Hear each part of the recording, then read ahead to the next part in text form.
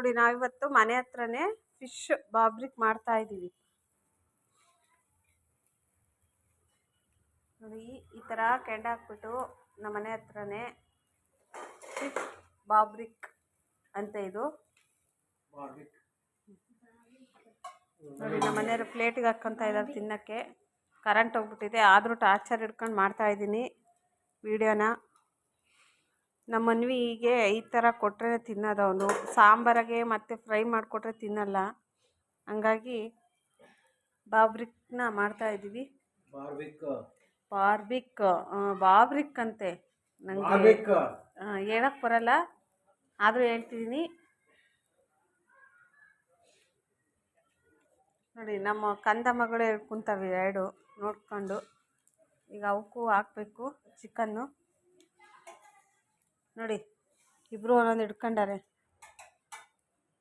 ಆಹಾ, ಸ್ಮೆಲ್ಲಿಗೂ ಅದಕ್ಕೂ ಕೊಡ್ತಾ ಇದ್ದಾರೆ ನನಗಿವಾಗ. ಟೇಸ್ಟ್ ಮಾಡಿ ಹೇಳ್ತೀನಿ ಹೇಗೈತೆ ಅಂತ. ಹೇಗಿದೆ ಮನ್ವಿ? ಸಖತ್ತಾಗಿದೆ.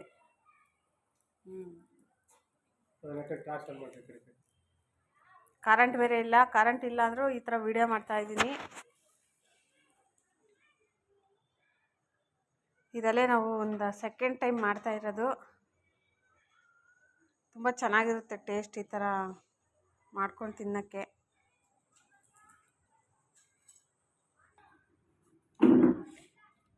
ಎಂಥದ್ದು ಚಿಕನ್ನ ಅಲ್ಲ, ಫಿಶ್ ಬಾಬ್ರಿಕ್ ಅಂತೆ. ಫಿಶ್ ಬಾಬ್ರಿಕ್.